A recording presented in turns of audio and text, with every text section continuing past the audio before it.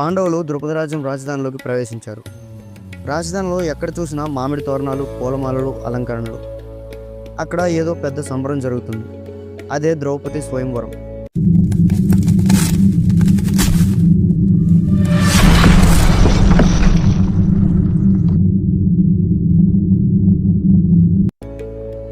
Hello friends, welcome back in to the flow of Mahabharata కథా ప్రవాహంలోకి తిరిగి స్వాగతం.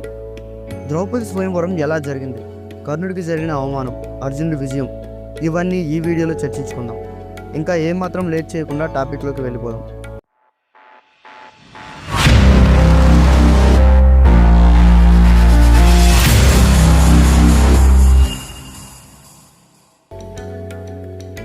కాంపిల్యపురలో ద్రుపదుడు స్వయంగా ఒక గొప్ప సంకల్పం చేశాడు.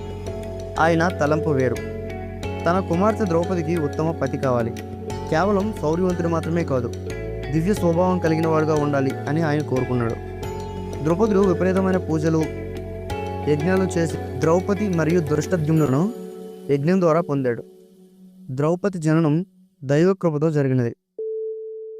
అర్జునుడికిచ్చి వివాహం చేయాలని అనుకున్నాడు. కానీ కుంతితో సహా పాండవులు లక్షగృహంలో కాలిపోయారు అని తెలిసాక చాలా దుఃఖించాడు.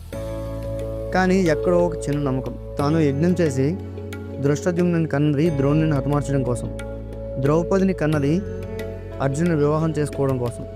అందుకే ఆ దైవ నిర్ణయం తప్పక జరుగుతుంది అని, పాండవులు బ్రతికే ఉన్నారు అని అర్జునుడు వస్తాడని గట్టిగా నమ్మాడు. అందుకే అందరికీ సాధ్యం కాని మత్స్యయంత్రాన్ని లక్ష్యంగా పెట్టాడు. ఆ మహాసభలో ఒక విశిష్టమైన మత్స్య యంత్రాన్ని ఏర్పాటు చేశారు. ఆ యంత్రం విశేషం ఏమిటంటే తలకిందులుగా వేలాడుతున్న ఒక చేప. అది తిరుగుతూ ఉంటుంది. కింద నీటి మడుగు ఉంటుంది. మడుగులో దాని ప్రతిబింబం మాత్రమే చూసి పైన ఉన్న చేపను బాణంతో పడగొట్టాలి.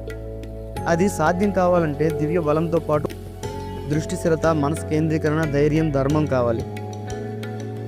ప్రపంచం నలుమూలల నుండి రాజులు, యోధులు వచ్చారు. సాలువుడు, బృహద్బలుడు, శిశుపాలుడు, దుర్యోధనుడు, మిగిలిన కౌరవులు ఒక్కొక్కరు వచ్చారు. వారు దేహబలంతో ప్రయత్నించారు, కానీ లక్ష్యాన్ని ఛేదించలేకపోయారు. కర్ణుడు ధైర్యంగా ముందుకు వచ్చాడు. ఆయన ధనస్సు ఎత్తి గురిపెట్టే లోపల ద్రౌపది నిలబడి బహిరంగంగా ఇలా అన్నది: నిలువు సోతపుత్ర, నేను సోతపుత్రునితో వివాహముకు ఎంతమాత్రం అంగీకరించను. ఈ స్వయంవరానికి నీవు అనర్హుడివి. కర్ణుడికి అవమానం, బాధ, కోపం అన్నీ ఒకేసారి వచ్చాయి. తీవ్ర అవమానంతో కర్ణుడు వెనుతిరిగాడు. రాజులు అసహనంతో చూస్తున్నారు. అప్పటికే దాదాపు అందరు రాజులు ప్రయత్నించి విఫలమయ్యారు. అందరూ ఆశలు కోల్పోతున్న 5 బ్రాహ్మణ వేషధారులు అంటే పాండవులు సభలోకి ప్రవేశించారు.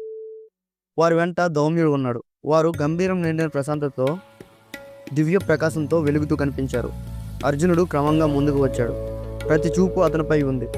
ఎవరో గుర్తుపట్టలేదు, కానీ అంతా భావించారు ఈ బ్రాహ్మణుడు సామాన్యుడేమీ కాదు అని. అర్జునుడు మత్స్యయంత్రం వద్దకు వచ్చాడు.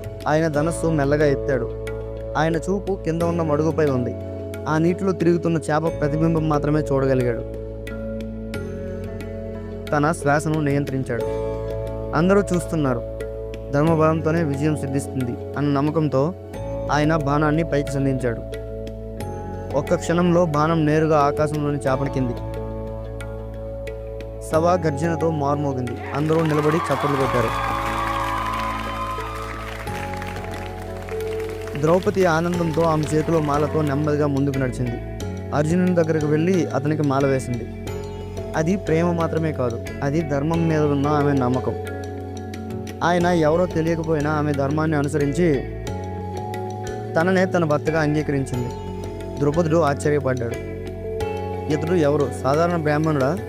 అయితే ఎలా విజయం సాధించాడు అని పరిపరి విధాలా ఆలోచిస్తున్నాడు. కౌరవులు కోపంతో సభను విడిచి వెళ్ళారు. కర్ణుడు అవమానంతో తల వంచుకు వెళ్ళాడు. ధృష్టద్యుమ్నుడు పాండవులను రహస్యంగా అనుసరించాడు. అతడు ఈ బ్రాహ్మణుల గురించి తెలుసుకోవాలని నిర్ణయించుకున్నాడు. ఈ వీడియో ఎంతవరకు చూసారంటే మీకు ఖచ్చితంగా నచ్చే ఉంటుంది. ఈ వీడియో మీకు నచ్చితే ఒక లైక్ చేయండి, అభిప్రాయాన్ని కామెంట్ చేయండి, కుదిరితే షేర్ చేయండి, సబ్స్క్రైబ్ చేయడం మాత్రం మర్చిపోకండి. జై హింద్.